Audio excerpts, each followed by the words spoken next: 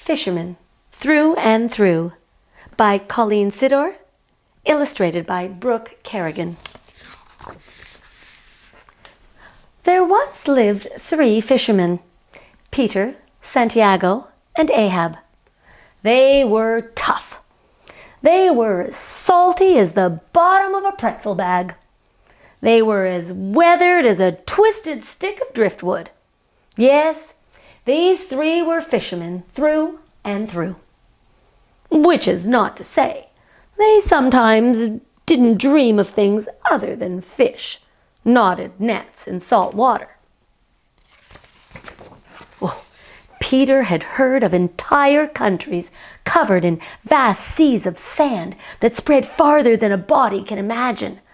He dreamed of one day sailing a golden desert on the back of a camel.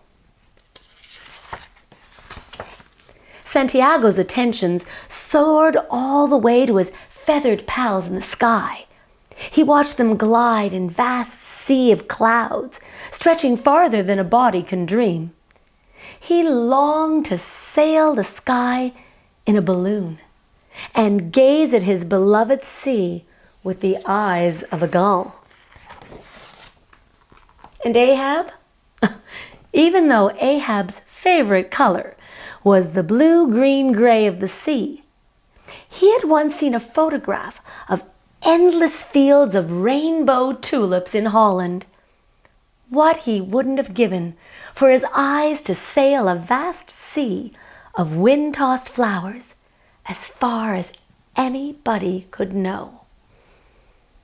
And even though they were weathered and salty and tough as the barnacles on the bottom of their boat, on dreamy days when the sea was gentle, they were known to talk of such things as sand dunes and clouds and tulips. It was on one of those dreamy days that as they drew in their nets, they saw something as unlikely as a rolling ocean of tulips beneath their rudder. They wondered at first if the sun was playing tricks. But as sure as there are sunfish in the ocean, they saw, nestled among the dark blue crabs and the glinting scales of silver fish, a lobster, as white as the clouds in Santiago's dreams. Well, blow me down. Peter carefully untangled the lily lobster from the nets, while Santiago emptied their large bait bucket and Ahab filled it with seawater. The 3 fishermen stared in silent wonder, for they weren't so weathered and salty and tough that they didn't recognize beauty when they found it doing the front crawl in their bucket. The white lobster stared back with equal wonder, for never in its life had it seen anything quite like these strange creatures with neither shells nor scales. Man and crustacean sailed this way, admiring one another, until the sun got snoozy, drifted down on an orange cloud toward the lip of the sea. And as Santiago made ready to return the white lobster to the water, Peter raised his hand. "Wait! Perhaps we're being a little selfish." Ahab and Santiago understood. Why should theirs be the only eyes to have marveled at this amazing miracle? Indeed. Once they had docked their boat and taken care of the day's catch, the 3 fishermen trudged heavily up the hill, taking turns between them carrying the bucket. They stopped when they reached a restaurant called the Fisherman's Net, and they stayed long enough to see their new amigo set up grandly in its own glass tank of seawater. They watched the expressions of awe and delight on the faces of customers who dropped into the Fisherman's Net for a cup of coffee and left with a memory they wouldn't soon forget. Surely, they had done the right thing. Eventually, the customers of the Fisherman's Net began to wonder if They weren't being selfish with their white secret. Surely others would delight in seeing what so far only their eyes had beheld.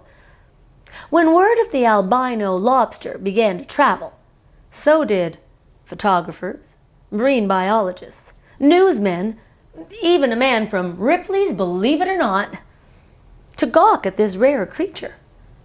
The fishermen were kept busy for 3 whole days with radio interviews and television appearances and long cups of coffee with news reporters and locals who were enjoying the fishermen's fame. Santiago, Peter, and Ahab were even offered money for the lobster, as if it was theirs to sell. When Peter said no, the offer was doubled. And when Santiago said no, it was tripled. And then the buyer offered an amount that silenced the no that was about to come from Ahab's lips. Instead, his mouth dropped open in amazement.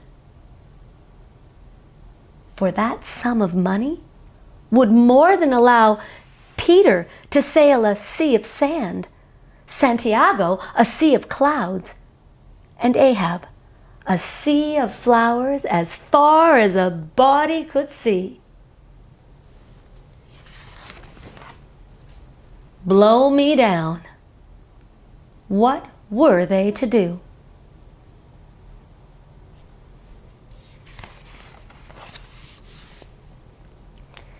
They spent that night in their small homes, dreaming more clearly than ever of golden sand, rainbow tulips, and pink sunset clouds. Well, they might as well have been there.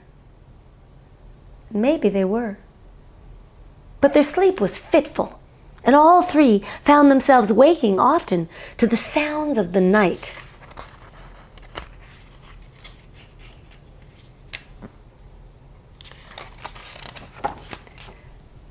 Santiago yawned and listened to his complaining feet. Not in a very long time had they been planted on firm ground for such a long stretch. They sorely craved the rolling swell that only a boat's bottom at sea could provide. Ahab, meanwhile, was listening to owls and nighthawks outside his window. 3 days away from his beloved seagulls had left him lonely. In his small cottage, Peter listened to the distant thrum of waves kissing the shore before rushing back out to sea. Finally, he put his coat on over his pajamas and, like the waves, rushed seaward. Blow me down if he didn't see 2 familiar old salts on the shore with bare feet and pajama bottoms wet with surf. All 3 stood silently, trying to imagine life without the sea. When they finally pulled their glances away from the waves and looked at one another, their sad eyes began to twinkle and wrinkle at the corners to make room for knowing grins. Joe, the owner of the Fisherman's Net restaurant, never did find out who his open window midnight visitors had been. And he puzzled forever about why they had chosen to take the white lobster instead of the stacks of money that the famous crustacean had brought to his till. Joe was glad, and not because he still had his money. As a child, he had kept a beautiful butterfly in a fishbowl with a plastic bag lid until the monarch folded its wings and lay lifeless at the bottom. The sight of that empty aquarium seemed as beautiful to Joe as a lidless fishbowl. He went back to bed and dreamt of a butterfly landing gently on his nose before taking to the skies. And the 3 fishermen? As you know, they were tough and salty as 3 wrinkled pickles in a very old jar. No tears or sad farewells from these tough as barnacle sailors. They simply said, welcome home, and smiled as he heard the splash. And then they watched, flashlights in hand, as the white lobster turned first to yellow, then green, then brown, as it slowly sank out of sight. For they weren't wrinkled pickles in a jar. They were fishermen, through and through. Yes, born fishermen, through and through. Fishermen, through and through.